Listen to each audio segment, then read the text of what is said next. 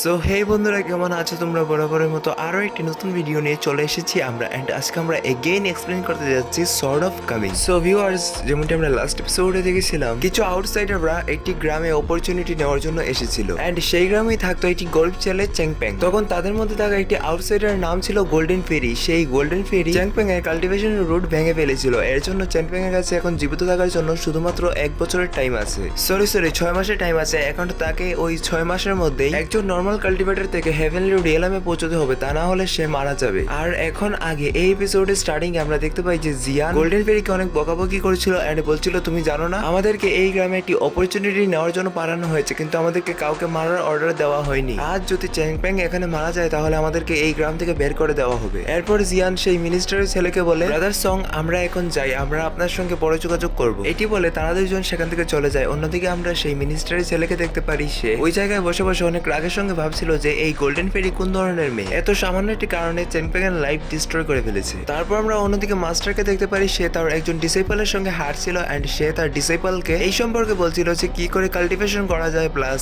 সর্টকে সঠিকভাবে ইউজ করা যায়। এখানে তাদের কথা শুনে আমরা এটি বুঝতে পারি যে ওই ডিসাইপল এই গ্রাম ছেড়ে চলে যাচ্ছে। তখন মাস্টার তাকে একটি গিফট দেয় এবং বলে, এটি তোমার ফিউচারে অনেক কাজে আসবে। তারপর ওই ডিসাইপল তাদের সামনের ব্যাটল এরিনায় একটি সর্ডম্যান মেয়ে দেখতে পায়। সেই মেয়েটির নাম হচ্ছে নিনিয়াও। তার মাথায় একটি সামুরাই হেড এবং তার হাতে একটি কাটানা ছিল এন্ড সে দেখতে অনেক বিউটিফুল, যা থেকে ওই স্টুডেন্টটি তার উপর ক্রাশ খেয়ে যায়। সালা থার্কি গায়িকা। এখানে সে ওই মেয়েটির বিষয়ে বিভিন্ন কথা বলছিল যে ওই মেয়েটি কত সুন্দর, যদি ওই মেয়েটিকে আমি আমার বেডে পেয়ে যেতাম তাহলে অনেক ভালো হতো। তখন মাস্টার তাকে ইশারা করে চুপ করার জন্য বলছিল, কিন্তু সে আর কোথায় শুনে। রাশিয়ান দেখলে যেমন আমাদের হুশ থাকে না, তেমন তারও আর হুশ নেই। তখন সে আর মাস্টারের কথা বুঝতে পায় না এন্ড সে ওই মেয়েটির বিষয়ে চর্চা করে যাচ্ছে। তখনই নিনিয়াও এর সহ্যের বাঁধ ভেঙে যায় এন্ড সে ওই ডিসেবলড উপর অ্যাটাক করে দেয়, কিন্তু মধ্যে মাস্টার এসে ওই নিনিয়াওকে আটকে ফেলে। তখন মাস্টার নিনিয়াওকে বলে, আমি জানি আমার স্টুডেন্ট তোমাকে কিছু খারাপ কথা বলে ফেলেছে, কিন্তু সে তোমাকে এত খারাপ কথাও বলেনি যে তুমি তাকে মেরে ফেলবে। তখন নিনিয়াও মাস্টারের উপর অ্যাটাক করতে স্টার্ট করে এন্ড মাস্টারকে বলে, বাঁচাতে পারলে বাঁচিয়ে নাও। এরপর নিনিয়াও মাস্টারের উপর অ্যাটাক করতে স্টার্ট করে, বাট মাস্টারের উপর তার একটি অ্যাটাকও লাগে না এন্ড মাস্টার তখন নিনিয়াওয়ের সঙ্গে ফাইট করতে করতে নিনিয়াওকে বলছিল, তোমার স্কিলস এমনিতে তো অনেক ভালো, কিন্তু সেগুলো আমাকে হারানোর জন্য যথেষ্ট নয়। আমাকে হারাতে হলে তোমার আরো অনেকগুলো স্কিল অ্যাচিভ করতে হবে, আর তোমার সর্টিও তো তেমন একটি পাওয়ারফুল না। মাস্টারের একটিও অ্যাটাক না করার সত্ত্বেও যখন নিনিয়াও হেরে যায় তখন মাস্টার নিনিয়াওকে নিজের সর্ডের মধ্যে পাওয়ার ঢুকিয়ে নিনিয়াওকে দেয়, কিন্তু নিনিয়াও সেই সর্ডটিকে নিতে চায় না। তখন মাস্টার বলে, তুমি ধারণাও করতে পারছো না যে তুমি কোন জিনিসটিকে নেওয়ার জন্য মানা করে দিচ্ছ। ইন ফিউচার তুমি অনেক আফসোস করবে যে তুমি কেন এটি নেওনি। তারপর নিনিয়াও সেখান থেকে চলে যায়, বাট সেই সর্ডটি নিনিয়াওকে ফলো করতে করতে নিনিয়াও এর পিছনে পিছনে যাচ্ছিল। আর নিনিয়াও যখন সামনের দিকে এগোচ্ছিল তখন তার দেখা তাদের সঙ্গে হয়ে যায় যারা আগের এপিসোডে চ্যাংপ্যাং এর হাত থেকে সেই ফিশটিকে কিনে নিয়েছিল। তখন ওই গ্র্যান্ডফ্যাটি তার ডিসেন্ডেন্টকে বলছিল, এই মেয়েটির সঙ্গে পাঙ্গা নেওয়া উচিত হবে না, কারণ এই মেয়েটির কাছে কাল্টিভেশন পাওয়ার আছে এন্ড তার কাছে খুব ভালো সর্ডম্যানশিপও আছে। কিন্তু তখনই হঠাৎ করে একটি ড্যাগার উড়ে সেই ইয়াং মাস্টারের দিকে সোজাসুজি এগিয়ে যায়। তখন গ্র্যান্ডপা ওই ড্রাগারটিকে ধরে ফেলে এন্ড ওই গ্র্যান্ডপাটি মনে করছিল যে সেই ড্রাগারটি তার ডিসেন্ডেন্টের দিকে নিনিয়াও মেরেছে, কিন্তু সেই ড্রাগারটি সেখানে নিনিয়াও নয় বরং অন্য কেউ মেরেছে। কিন্তু গ্র্যান্ডপা তো এটি বুঝতে পায় না, তাই গ্র্যান্ডপা সেখানে নিনিয়াও এর সঙ্গে ফাইট করতে স্টার্ট করে। কিন্তু তখনই হঠাৎ করে মাস্টার যে শটটি নিনিয়াওকে দিয়েছিল সেই শটটি এসে ওই লোকটিকে মেরে ফেলে আর ওই লোকটিকে এনে তাদের সামনে ফেলে দেয়। তখন গ্র্যান্ডপা বলে যে বাহ, এই মেয়েটির কাছে ফ্লাইং শটও আছে। তারপর ওই ডিসেন্ডেন্টটি এগিয়ে আসে নিনিয়াওকে সরি বলে তার সঙ্গে ফ্রেন্ডশিপ করার জন্য। তখন সেই ডিসেন্ডেন্টটি তার হাতে থাকা সেই ছোট্ট গিফটটি নিনিয়াওকে দিয়ে তার সঙ্গে ফ্রেন্ডশিপ করতে চায়। তখন গ্র্যান্ডপা বলে, আপনি এত রেয়ার একটি জিনিস কি করে দিয়ে দিতে পারেন। এসব শোনার পর নিনিয়াও সেখান থেকে চলে যেতে স্টার্ট করে, বাট সেই গ্র্যান্ডপাটি মনে করে যে নিনিয়াও এখানে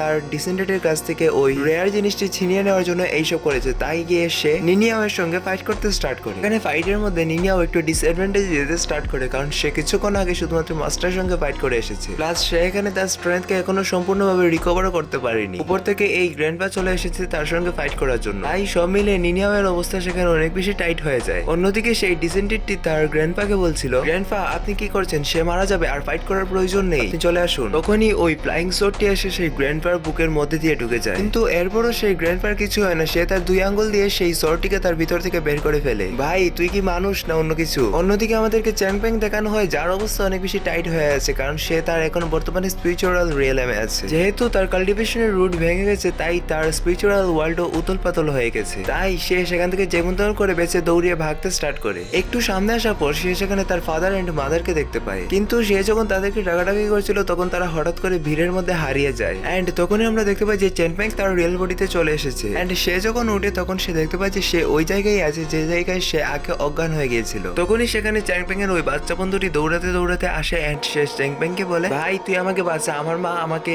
ওই জিমাও এর ডিসাইপল বানাতে যাচ্ছে। ওই জিমাও না একদমই ভালো লোক নয়, সে অনেক খারাপ একটি লোক, সে আমাকে অনেক ভয় দেখাচ্ছিল। আমার তো মনে হয় সে একটুকের জন্য আমাকে মেরেই ফেলতো। ভাই তুই তাড়াতাড়ি আয়, তুই আমার মাকে বুঝাবি যেন আমার মা আমাকে ওই জিমাও এর ডিসাইপল না বানায়। এন্ড সে সেখানে অনেক বেশি ভয় পেয়েছিল। অন্যদিকে আমাদেরকে জিমাও দেখানো হয় যার কাছে গোল্ডেন ফেরি চলে এসেছে এন্ড গোল্ডেন ফেরি এখানে জিমাও এর ডিসাইপল হতে চায়। তখন স্টোরি টেলার গোল্ডেন ফেরিকে বলে, আমি গুকেনকে আমার ডিসাইপল হিসেবে বেছে নিয়েছি। তোমার কাছে যদি কোনো এবিলিটি থাকে তাহলে তুমি আমাকে সেটি প্লে করে দেখাও। আমার যদি ভালো লাগে তাহলে আমি তোমাকেও আমার ডিসাইপল বানিয়ে ফেলবো। কিন্তু এইসব শোনার পর তো গোল্ডেন ফেরি অনেক বেশি রেগে যায় এন্ড সে জিমাওকে বলে, তুমি জানো আমি কত হাই রেসপেক্টেবল ফ্যামিলি থেকে আসি, তারপরেও তুমি আমার সঙ্গে এই ধরনের ব্যবহার করার সাহস কোথা থেকে করলে? এইসব শোনার পর তো জিমাও অনেক বেশি রেগে যায় এন্ড সে গোল্ডেন ফেরিকে তার আবার স্পিরিচুয়াল ওয়ার্ল্ডে আটকে ফেলে। এই স্পিরিচুয়াল ওয়ার্ল্ডের চারিদিকে শুধুমাত্র রেড ওরা ছড়াচ্ছিল এন্ড নিচের উল্টিতে অনেকগুলা স্নেক ছিল। তারপর হঠাৎ করে সেই সবগুলা স্নেক গোল্ডেন ফেরির উপর অ্যাটাক করে দেয়। সেখানে গোল্ডেন ফেরি অনেক চিৎকার চেঁচাচেঁচি করছিল এন্ড সে ওই স্নেকগুলা থেকে নিজেকে ফ্রি করানোর চেষ্টা করছিল, কিন্তু সে এখানে কিছুই করতে পারে না। তখন জিমাও গোল্ডেন ফেরিকে তার স্পিরিচুয়াল ওয়ার্ল্ড থেকে বের করে ফেলে। তখন গোল্ডেন ফেরিও বুঝে যায় যে এই জিমাও অনেক বেশি পাওয়ারফুল, তাই সে জিমাওকে সরি বলে এখান থেকে চলে যায়। অন্যদিকে আমরা গুকেনকে দেখতে পারি, সে এবং চ্যানপ্যাং সেখানে চলে এসেছে। সেখানে আসার পরও গুকেন ওই স্টোরি টেলারটিকে অনেক ভয় পাচ্ছিল। সে এখানে চ্যানপ্যাংকে এনেছিল যাতে চ্যানপ্যাং তাকে জিমাওর ডিসাইপল হওয়া থেকে আটকাতে পারে, কিন্তু তখন সেখানে গুকেনের মাদার চ্যানপ্যাংকে বলতে স্টার্ট করে, তুমি তো গুকেনের ফ্রেন্ড, তাহলে তুমি তাকে বুঝাও না সে যেন স্টোরি টেলার ডিসাইপল হয়ে যায়, কারণ সে যদি স্টোরি টেলার ডিসাইপল না হয় তাহলে সে ভবিষ্যতে অনেক বেশি উইক হয়ে যাবে, যার পর অন্যান্য লোকেরা তাকেও বুলি করবে। এখানে কিন্তু জিমাও আর স্টোরি টেলার দুজন একই পার্সন, বারে বারে মুখ থেকে আলাদা আলাদা শব্দ বের হয়ে যায় আর কি। তারপর চ্যানপ্যাং গুকেনকে বোঝাতে স্টার্ট করে, ইন ফিউচার তোমাকে অনেক বেশি স্ট্রং হতে হবে, তা না হলে তোমাকে অন্যান্য লোকেরা আমার মতো বুলি করতে স্টার্ট করবে। আর তোমার সঙ্গে যদি এমন কেউ থাকে যে তোমাকে প্রোটেক্ট করবে তাহলে এটা তো তোমার জন্য অনেক ভালো। তাই আমার মতে তোমার এই স্টোরি টেলার ডিসাইপল হয়ে যাওয়া উচিত। আমার কাছে যা ভালো লেগেছে আমি তা তোমাকে বলে দিয়েছি, এখন বাকিটা তোমার উপরে। এটি বলার পর চ্যানপ্যাং সেখান থেকে চলে যায়। তারপর ওই জিমাও গুকেনকে বলে, তুমি যদি ইমমর্টাল হতে চাও তাহলে তোমার এই জার্নি স্টার্ট করতেই হবে, আজ হোক আর কাল তোমার এটি স্টার্ট করতেই হবে, তা না হলে ইন ফিউচার তোমাকে অনেকগুলা লোক বুলি করবে। কোন গুকেন ভয় পেতে পেতে জিমাওয়ের হাতে থাকা সেই বোল্টের ভিতর দেখে এবং তখন সে দেখতে পায় যে সেটির ভিতরে সিন একদম নর্মাল। তারপরে সে সেখানে অনেক বেশি ভয় পেয়ে যায়। তারপর ওই স্টোরি টেলার গুকেনকে এগেইন একটি স্পিরিচুয়াল ওয়ার্ল্ডের ভিতর বন্দী করে ফেলে এন্ড সেখানে ওই মাছটি অনেক ভয় পাচ্ছিল। সেটি কোনো মাছ তো নয়, সেটি একটি ড্রাগন। তারপরে সে অনেক ভয় পাচ্ছিল। তখন গুকেন অনেক চিৎকার চেঁচাচেঁচি করছিল